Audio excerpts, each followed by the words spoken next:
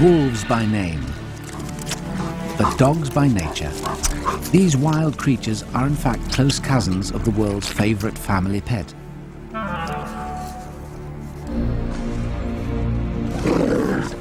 The feared wolf has become the animal we think of as our best friend. What do these two still have in common? Are there any savage instincts left in this tamed and pampered playmate? If we could see the world through a dog's eyes, perhaps some of those questions would be answered.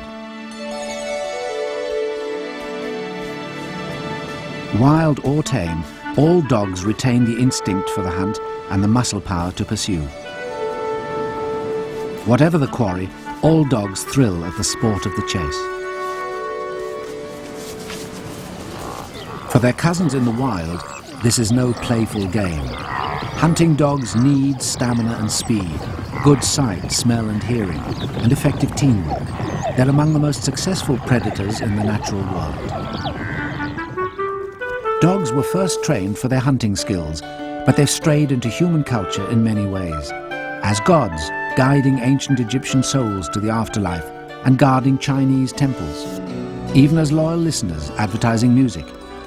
But we're wary of wild dogs, the sly fox, the trickster coyote, and the sinister pack of wolves. Whether friend or foe, predator or pet, all dogs are from the same animal family, the canids. With long, powerful jaws and sharp teeth, the weapons needed to catch large prey and chew through bones and carcasses.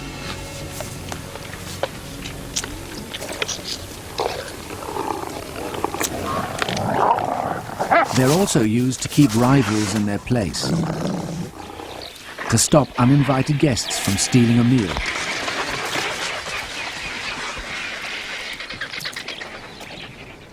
or to keep lesser members of the pack in line. Within the hunting pack, colouring is crucial. Lone hunters, like foxes, can be plain, but in this pack, teamwork requires that each dog has a uniquely recognisable pattern. Coats that distinguish them in the wild also distinguish them as pets. Whatever shape, size or colour, from wild hunter to gentle pet, all dogs have clawed toes for digging. And their digging instincts can be put to good use. Terriers were once trained to unearth rabbits, but today, as pets, they're more likely to dig up mischief. The fennec fox doesn't dig for fun. For this dog, it's an important way of finding food. Some dogs dig to bury food, but this dog's just digging itself into trouble. Dingoes are more tolerant than people. What's a little sand up the snout if you're eager to share a meal?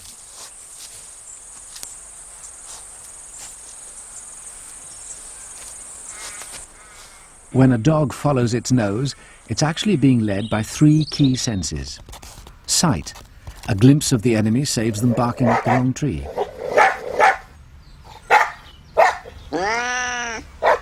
Sound. A bark can be a fierce threat, but it's also how canids make their long-distance calls.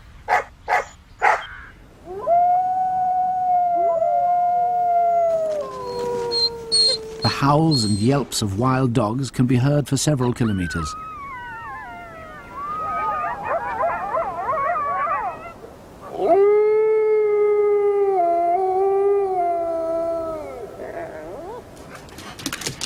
Smell.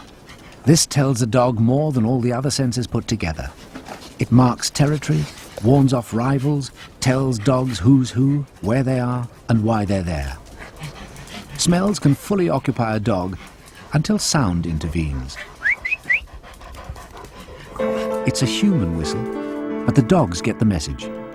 What's the origin of this unique man-animal communication? It stems from the evolution of our present-day pet.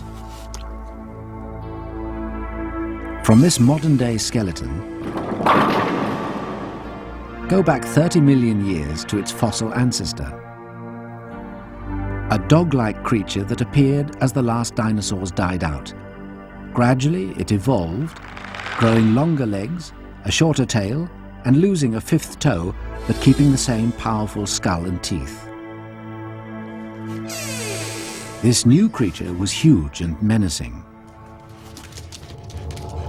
It had become a dog we'd recognize, the wolf.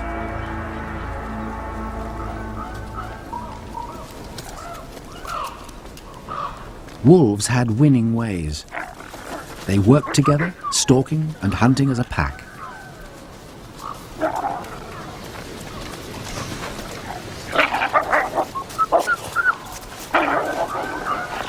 For 2 million years, they were the world's top dogs. But 18,000 years ago, at the time of the last ice age, wolves met with another hunter, also in a pack and chasing the same prey. Although arch enemies, man and wolf ended up joining forces. Some wolves changed sides, and wild dogs became human pets. The man-animal bond was so close that legend tells of children being reared by wolves. Perhaps the most famous were Romulus and Remus, the mythical founders of Rome. Human babies may never have lived with wolf packs, but human adults certainly reared wolf pups. They tamed them, trained them, and bred them to hunt in a new pack. 4,000 years ago in ancient Greece, hounds ran at the hunter's heels. And in medieval Europe, huntsmen took a dozen dogs or more out on the chase.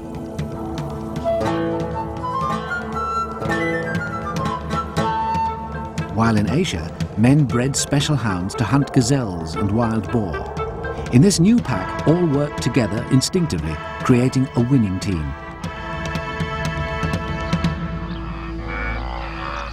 In the wild, each dog has a role in the group and they all follow one leader. That way, a pack of hunting dogs can bring down prey much more powerful than themselves. Their large eyes spot the quarry.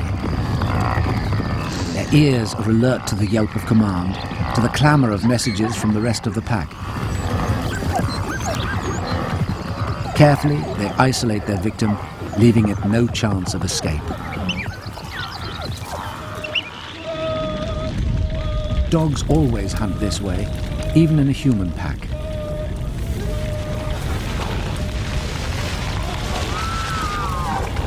Instructions may come from a different leader, but the instincts are the same.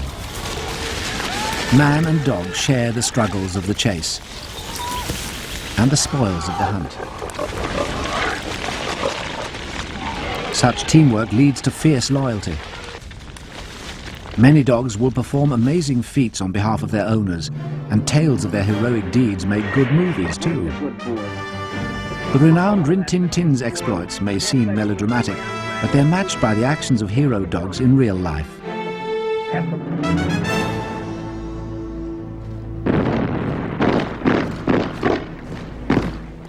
In the First World War trenches, Airedale Terriers carried messages back from the front line under heavy fire. They worked 12 hours a day on strict rations of 3/4 of a pound of biscuits and half a pound of horse meat. And no eating on duty.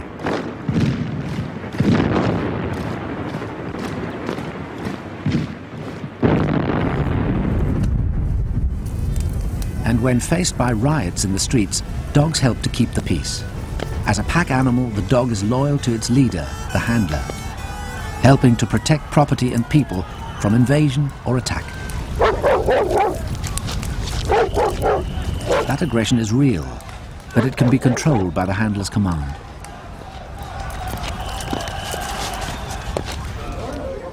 A sniffer dog helps fight crime by being trained to play a particular game of seek and find.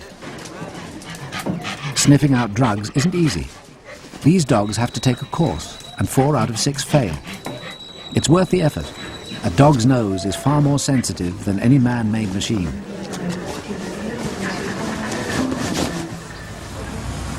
A dog's senses and instincts are invaluable to us in many ways, as blind people would confirm.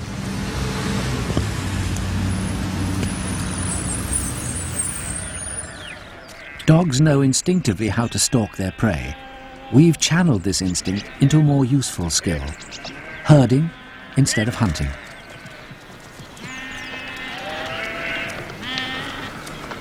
Not a single movement in the sheep flock escapes the dog's quick eyes, while its ears are sensitive to the slightest change in the shepherd's command.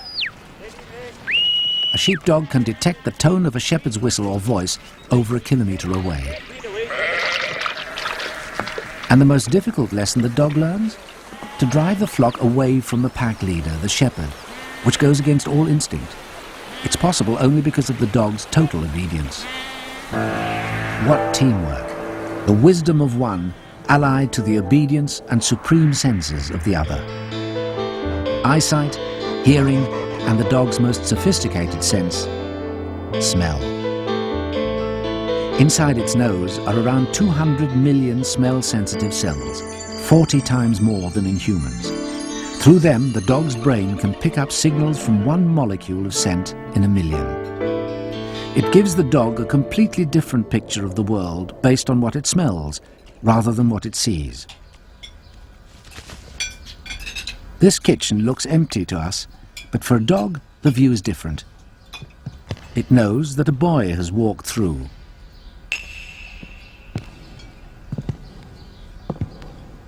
We can make out the footprints, but already the sniffing detective knows much more. It can tell that the boy walked through the farmyard, past the pigsty and across the neighbour's lawn, all in the last half hour. Flowers are irrelevant to a dog, so their scent is meaningless. But food is a serious matter. What to us is an empty plate is covered with the smell of chicken to a hungry dog. And a dustbin?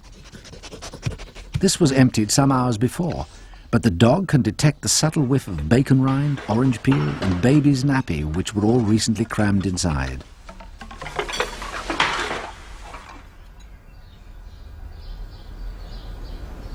In the wild, this sense of smell is invaluable, the key to survival. This coyote can smell a lemming through a thick sheet of snow and ice.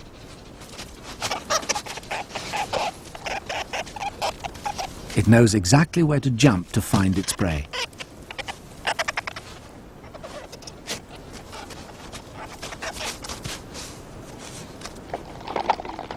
We've made use of dogs' survival instincts when hunting for sport. We've bred foxhounds with a heightened sense of smell. Their drooping ears channel scent to the nose, and they're trained to listen too. Dogs quickly learn to interpret sound.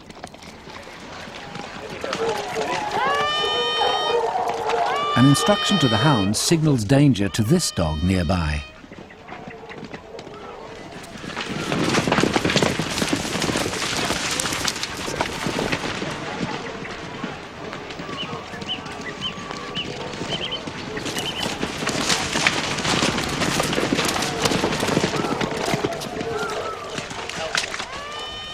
The fox is a hunter too, but knows when to turn tail and run for its life.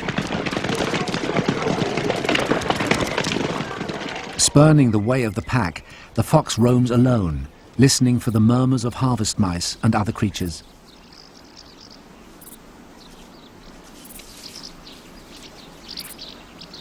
The fox can detect high-frequency sounds. The tiniest squeak is all the fox needs. It doesn't have to see the baby mice, it already knows they're there.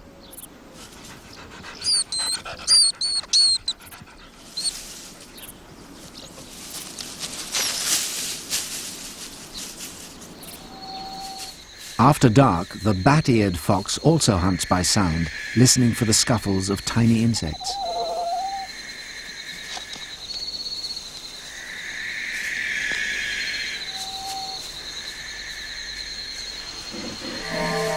In Czech legend, such movement in the corn is not the wind, but a wild dog's spirit to be chased and trapped in the last patch of corn, then banished forever. In the desert, all is quiet during the heat of the day. The fennec fox is listening, but also trying to stay cool inside its fur coat. Huge ears act like car radiators, allowing heat to escape. But it's best to stay still to keep the body temperature down. In the Arctic, foxes have the opposite problem. In sub-zero temperatures, they need to keep the heat in. That's why they have small ears and very thick fur.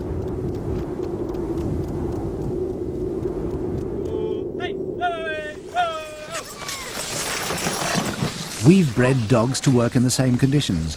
The Husky's special skills are strength and stamina.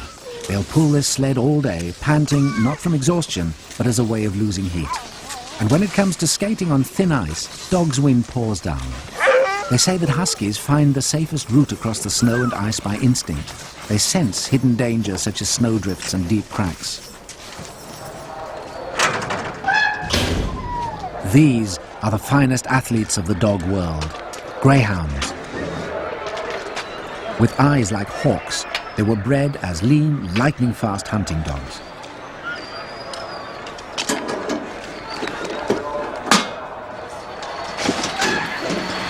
Now they chase a mechanical rabbit instead of real prey. Their speed comes from solid muscle on a lightweight frame. In most animals, muscle is less than half the body weight. In greyhounds, it's nearly 2/3. That explains why they can run at over 60 kilometers an hour. And so the winner gets a prize just for following its instincts. Dogs even receive awards for bravery. They've been hailed as heroes for showing loyalty to their human companions. Taffy saved his young master from drowning in a frozen lake by racing off and bringing people to the rescue.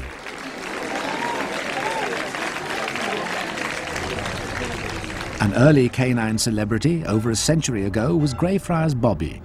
This devoted terrier sat by his master's grave every day for 15 years.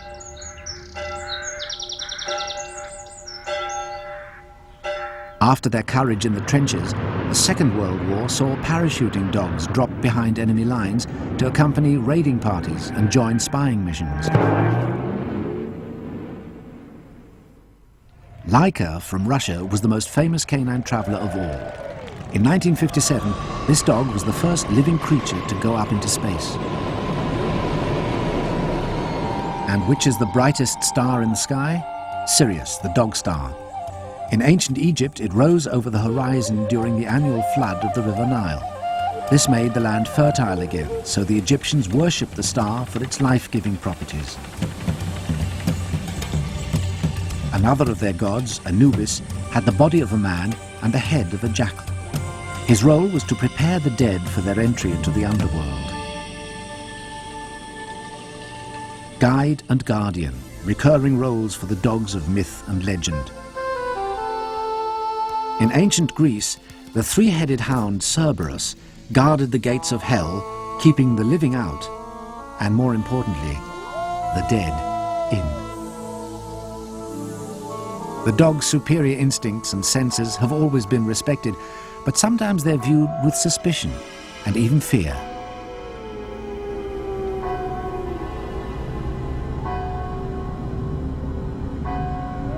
This has led, in more recent mythology, to the dark and terrifying fusion of man and dog, the werewolf.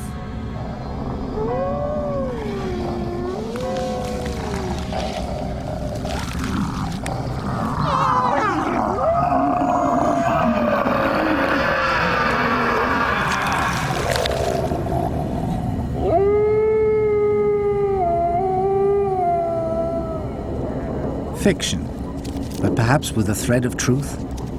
Born of a time when wolves did run through our forests, such fantastic stories alerted us to real dangers.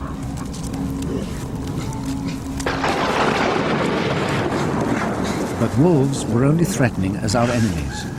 Once they'd been trained to work with us rather than against us, their aggression could be harnessed and put to use.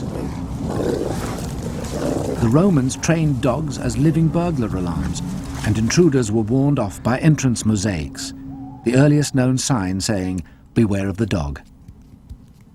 Since then, all sorts of dogs have been bred with an aggressive streak. In Italy's Abruzzi Mountains, sheep are protected by a very special dog. It's bred to protect the flock, but also to look like a sheep. The Maremma sheepdog.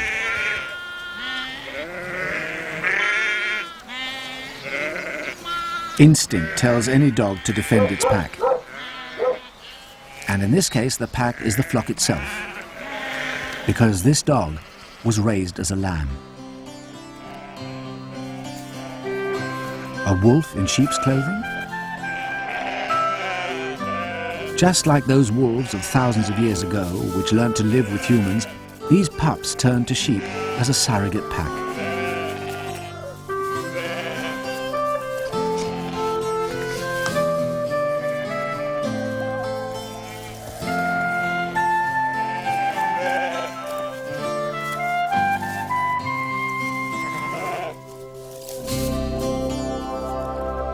And as with all creatures, the key lessons of life begin in infancy.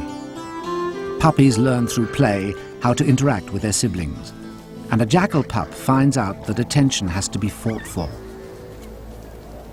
and it learns to keep its place.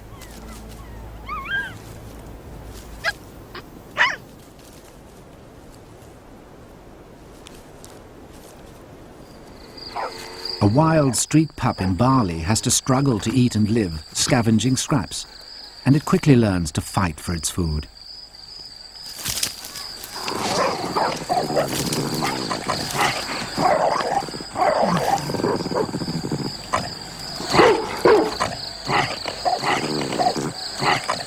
Though not to the point of risking the very survival it's fighting for.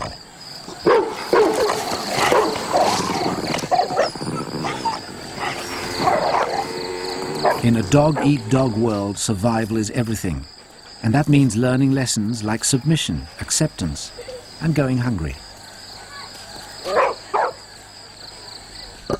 A dog eats as fast and as much as it can.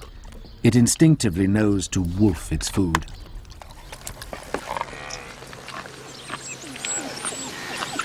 These feeding habits derive from wild dogs, which must eat fast should a bigger rival appear, like a hyena.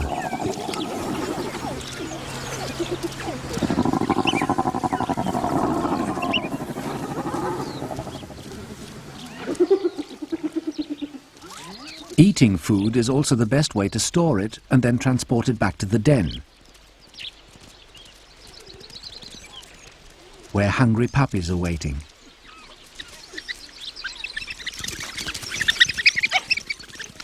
They beg for food by licking the adult's mouth to trigger a regurgitated meal.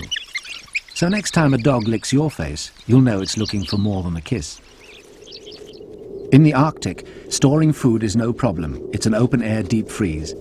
But the Arctic fox must eat as much as it can to stay alive in these harsh conditions. Under their fur, all dogs' bodies are warm and dry, since they have sweat glands only in their feet.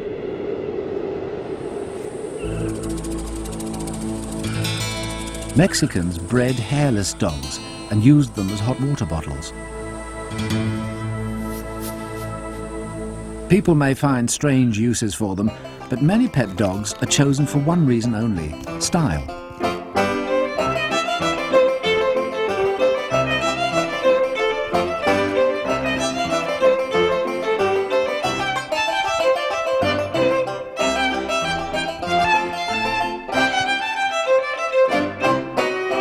And today's pet dogs are designed to look very different from those of yesteryear. A high-class poodle must be neat with a flamboyantly cropped coat. The original poodles were bred to hunt ducks and geese in muddy swamps. Maybe not so pretty, but well able to do a job that this poodle couldn't cope with. Much easier to live in the lap of luxury as a cosseted companion, and make people happy too.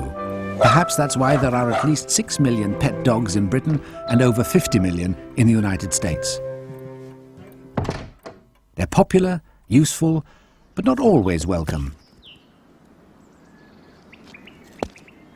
Dogs are creatures bred in woods and on wild plains, so it's natural for them to mark their territory.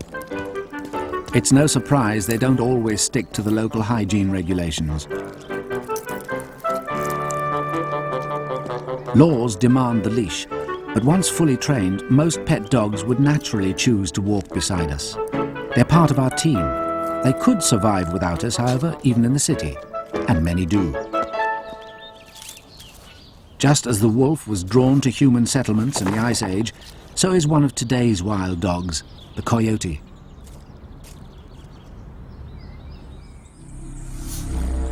There's one dog that's made the opposite move. 4,000 years ago, the Australian Aborigines' pet dog returned to the wild.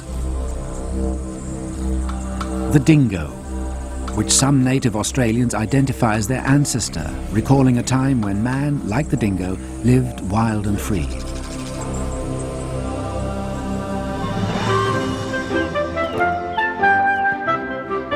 Does today's pet dog feel wild and free? How strong are those wolfish instincts still running in its veins?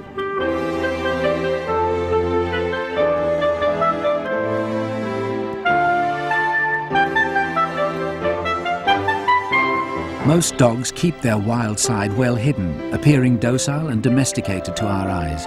They know their place. They've given up their freedom to join the human pack.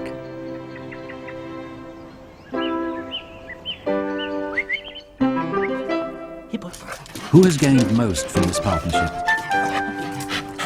We have a loyal, affectionate and obedient companion.